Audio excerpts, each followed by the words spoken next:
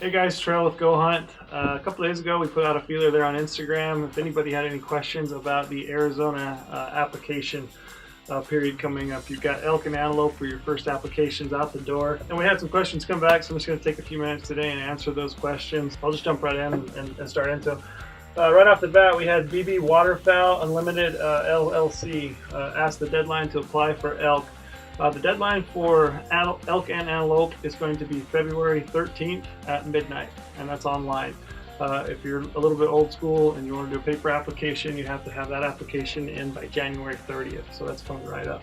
Next up, I have Tyler Anderson 01, and we had a couple guys that had this same question. He says, how bad is point creep? Is it even worth continuing to build points for a non-resident? For those of you that don't know what point creep is, point creep happens because there's only a certain number of tags and there's so many guys in the system that are applying for those tags that it continually just takes more points every year to be guaranteed those permits in the bonus pass. Point creep is bad. I mean, I'm not going to lie to you and tell it's good. I mean, it's tough to draw a tag. If you're an insider and you log into those accounts and you look at your draw odds, you look at the detailed draw odds page, you're going to see that it's continually taking 1 year more to draw those permits. So without diving too deep into the numbers and individual units and stuff like that, I mean, point creep is real.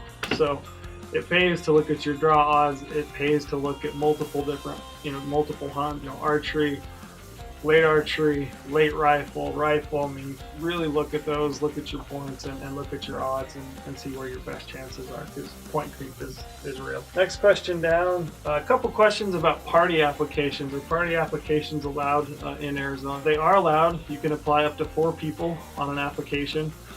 In that case, we often get asked what happens to your bonus points if you apply together. What they do is they take the number of bonus points for all the applicants in the pool, they add them together, and then they divide them by the number of applicants on that application.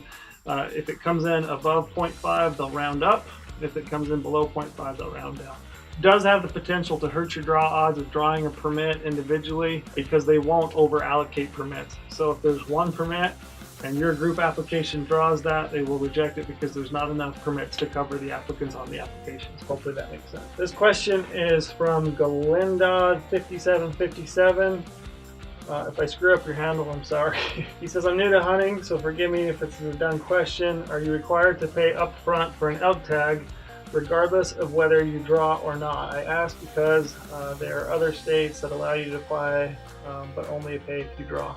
So Arizona, you have to buy a hunting license in order to apply. So as a non-resident, that's a $160 non-refundable hunting license that you have to buy in order to apply. Once you have that, you can apply. There's a minimal application fee per species that you want to apply for. You do not have to front the cost of the permit. You're only charged the cost of the permit if you're successful in the draw. So you do have to buy the hunting license, but you don't have to front the permit fee. How does an international hunter get to hunt a bull elk with a rifle? Probably the biggest hang up if you're an international hunter in hunting the West is the hunter's ed. So if you have to have hunter's ed. So you have to be 14, you have to have a hunter's education, you have to take a course, you have to pass it. Arizona has a cool program that you might be interested in if you can swing it. If you take the hunter's ed course in Arizona, they will actually give you a bonus point that you can use for every species. It's for every time you apply in Arizona, you have that bonus point. But yeah, one of the biggest hang-ups is just that hunter's ed. But once you get it, yeah, you can apply just like any other non-resident. Is there a place on Arizona Game and Fish where you can check out non-resident point pool and what units they have applied for in the past, or how many points it takes to get certain units? The closest thing to something like that is on their website, and you have to dig a little bit. If you go to, I believe it's the bonus points explained link, and you actually can click on the report at the bottom.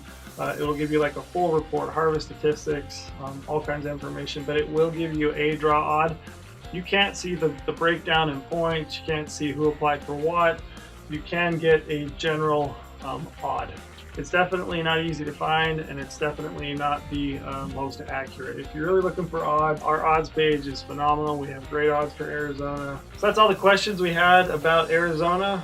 Make sure that you get your application in for Arizona, elk and antelope. Arizona's a great state to hunt. If you like this kind of stuff, give us a follow on Instagram, follow us on Facebook, subscribe to our YouTube page. And if you have questions about this or anything else that you want to see, leave those in the comment section of that YouTube page. We'll be happy to help you out. Anyway, thanks for listening. Thanks for checking in.